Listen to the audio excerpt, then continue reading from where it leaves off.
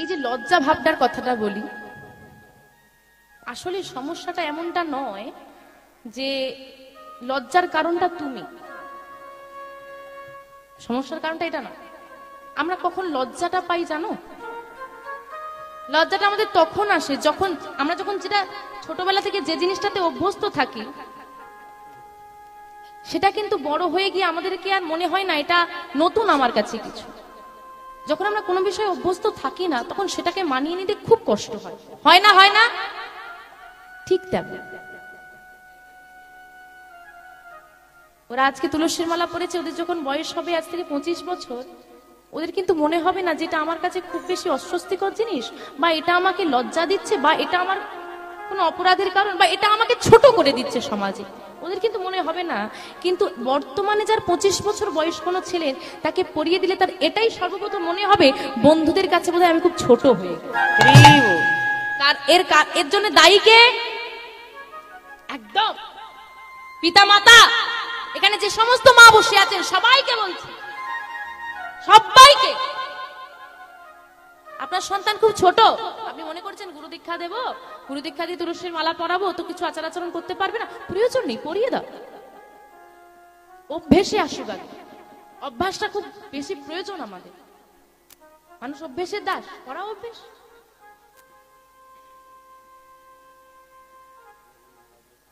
মাগো, যদি যখন একটা কাদার ডালা নরম থাকে না, তাকে যেমন আকৃতি দেওয়া যায়, যখন সেটা শুকনো হয়ে যায়, কঠিন হয়ে যায়, তাকে আকার দিতে গেলে ভেঙে যাবে, কিন্তু কোনো আকারে আসে। ঠিক তেমন ছোটবেলা থেকে তুমি আকার দিতে চাইলে সে হবে, কিন্তু বড় হয়ে গেলে সেটার করা সম্ভব হবে না। তাই যদি তোমাকে তোমার সন্তানকে গুরুচরণ আশ্রয় করিয়ে এখন থেকে তুমি ওই গোবিন্দ চরণে ঠেলে দিতে পারো, ওর কিন্তু বড় হয়ে গিয়ে আর কোনো লজ্জাবোধটা ওকে গ্রাস করতে পারবে না।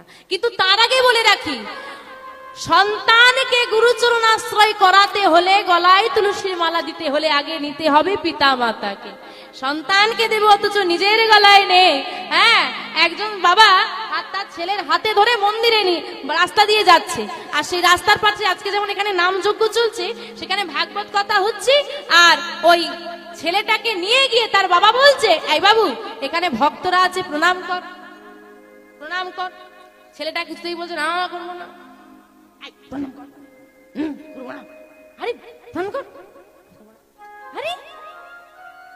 মেরেছে, ঘাড়ে মারছে, আর ঘাড়টাকে ধরে নুইয়ে দিচ্ছে। ছেলে কিছুতেই নুইবে না, কিছুতেই ঘাড় নোয়ানো যাচ্ছে না। অদ্ভুত বিষয়, মারা শুরু করেছে ঘাড়ে। একজন বৈষ্ণব ঠাকুর উঠে গিয়ে বলছে, আচ্ছা বাবু, অনেকক্ষণ ধরে তোমাদেরকে দেখছি, ছেলেটাকে মারছো কেন? আরে বাবু, কখন থেকে বলছি এখানে বৈষ্ণবরা আছে, ভগবান আছে, প্রণাম কর, কিছুতেই প্রণাম করছে, আবার মারছে। মেরো না, বাচ্চাদেরকে মেরে কিছু হয় না, মেরো না। তোমাকে বাবা একটা প্রশ্ন করি, তুমি যে বাচ্চাটার ঘাড়ে মারছো এখানে মাথাটা ঠোকানোর জন্য, তুমি কতবার মাথাটা ঠুকিয়েছো? বলে আসলে বাবু, এই নতুন জিন্সের প্যান্টটা কিনলাম, হাঁটুর কাছে ভাঁজ হচ্ছে না, কি করে প্রণাম? বলে বাবা, তোমার নতুন জিন্সের প্যান্টে যদি হাঁটুতে ভাঁজ না হয়, তোমার ছেলের ঘাড়ে ভাঁজ হবে কি করে? নেতাই গৌর হরি হরি। তাই সন্তানকে কিছু শেখাতে হলেই আগে নিজে আচরণ করতে হয়। আসুন আজকে আমার প্রাণ গোবিন্দের জন্য সখীরা বড় মাছ হতে মনের মতো করে পুষ্প চয়ন করে কুঞ্জ সাজাচ্ছি। আমরাও একটি ভজন গানের মধ্যে কুঞ্জ সাজাবো, সাজাবে তো?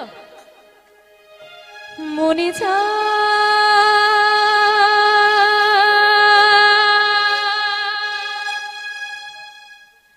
আমি প্রাণে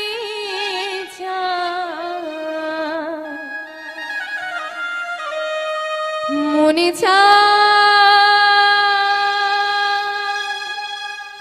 ও দয়াল প্রাণে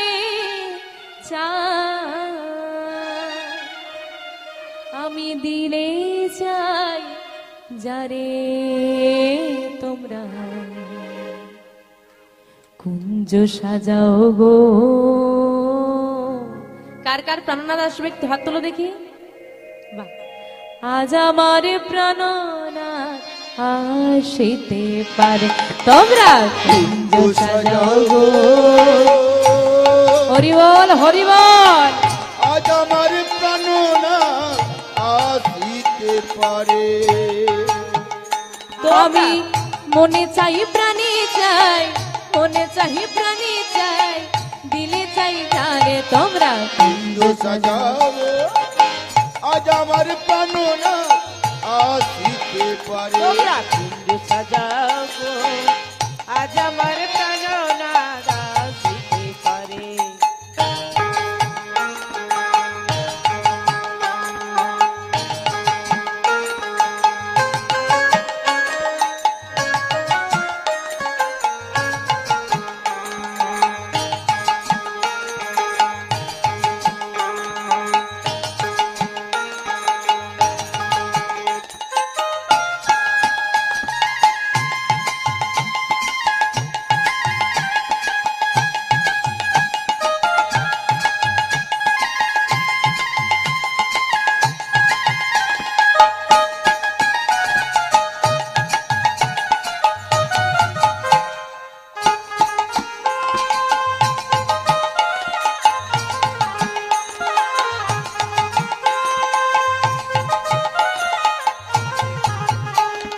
বসন্ত সময় কোকিলা ডাকি কুহুসরে, বসন্ত সময় কোকিলা ডাকে কুহুসরে।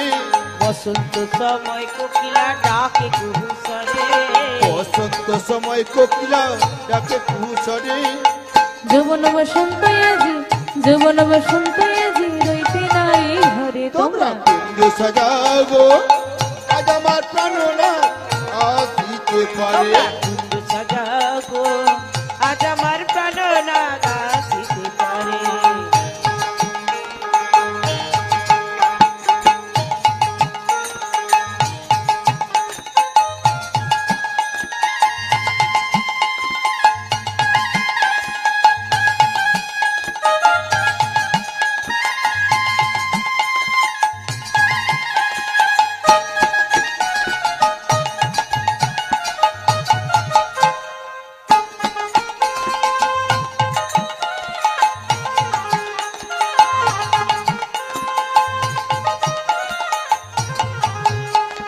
কাতরে গোলাপ ছুয়া চন্দন ছিটাইয়া দাও ঘরে, আতর গোলা চুয়া চন্দন ছিটাইয়া দাও ঘরে। আতর গোলাপ চুয়া চন্দন ছিটাইয়া দাও ঘরে। তোমরা আতর গোলাপ চুয়া চন্দন ছিটাইয়া দাও ঘরে। সাজাও গো ফুলের বিছানা, সাজাও গো ফুলের বিছানা, পবিত্র অন্তরে তোমরা কুঞ্জ সাজাবো আজ আমার প্রাণনাথ আসিতে পারে। তোমরা কুঞ্জ সাজাবো আজ আমার প্রাণনাথ আসিতে পারে।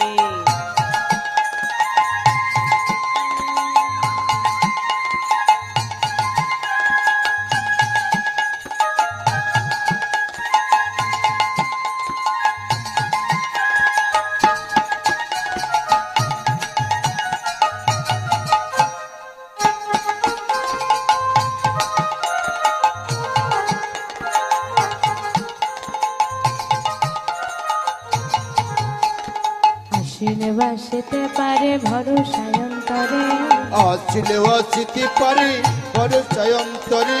আসিলে আসিতে পারে ভরসায় অন্তরে। আসিলে আসিতে পারে ভরসায় অন্তরে।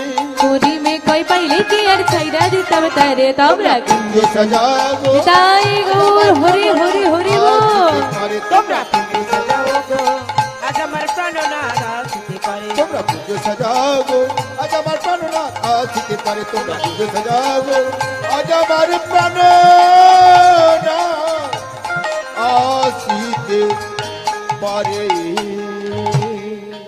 সুন্দর করে কুঞ্জ সাজিয়ে নিজে সেজে ধূপ দিবাদি চন্দন সাজিয়ে আশা পথে নয়ন দিয়ে বসে আছে অষ্টসখী পরিবেষ্টিতা রাধারানী। আর এদিকে গোচারণের খেলা শেষ করে প্রাণ গোবিন্দ চলেছে মনের আনন্দে রাধারানীর কুঞ্জ পানে। রাধারানীর কুঞ্জে যেতে হলে পথে আরেকটি রমণীর কুঞ্জ পড়ে, যার নাম চন্দ্রাবলী। চন্দ্রাবলীর কুঞ্জের আগে মাধব থমকে দাঁড়ালো আর এগোতে পারছে না চন্দ্রাবলীর ভয়। কারণ কোনোভাবেই যদি চন্দ্রাবলী জানতে পারে যে আমি এই পথ ধরে যাচ্ছি, চন্দ্রাবলী নিজ কুঞ্জে নিয়ে যাবে, রাধারানীর কুঞ্জে আর যাওয়া হবে না। কি করি? মনে মনে চিন্তা করছে, গোধূলি বেলা হয়ে গেছে। চিন্তা করতে করতে সন্ধ্যা নেমে গেল। চরণের নপুরটা খুলে আঁচলে বেঁধে নিয়ে সন্ধ্যার অন্ধকারে যেই না চন্দ্রাবলীর কুঞ্জ পার করতে গেল, চন্দ্রাবলীর একমাত্র সখী পদ্মার হাতে ধরা পড়ে গেল। পদ্মা ওই চন্দ্রাবলীর কুঞ্জের সম্মুখ পানে দাঁড়িয়ে মাধবের পদ রোধ করে দাঁড়িয়েছে। দাঁড়াও মাধব, কোথায় যাচ্ছ? হ্যাঁ, কোথায় যাচ্ছ? পদ্মা তুমি ছেড়ে দাও, আজকে আজকে আমার পথখানা ছেড়ে দাও। ছেড়ে দেব মাধব? আমার তো ছাড়ার অনুমতি নেই গো। ছেড়ে দিতে পারি যদি আমার সখী অনুমতি দেয়, তাহলে তুমি দাঁড়াও, আমার সখীকে ডাক দি। মাধব তো জানে চন্দ্রাবলী এলে আর ছাড়বে না, তাই পদ্মাকে বলছি, পদ্মা তোমার কাছে করজোড়ে নিবেদন করি তুমি চন্দ্রাকে ডেকো না। কিন্তু পদ্মা কোনো কথা না শুনেই চিৎকার করে ডাক দিয়েছে, চন্দ্রা চন্দ্রা রে হে,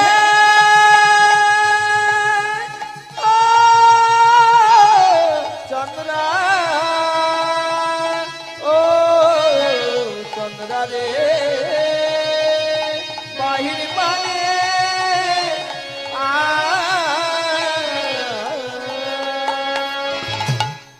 চিৎকার শুনে চন্দ্রাবলী বেরিয়ে এলো।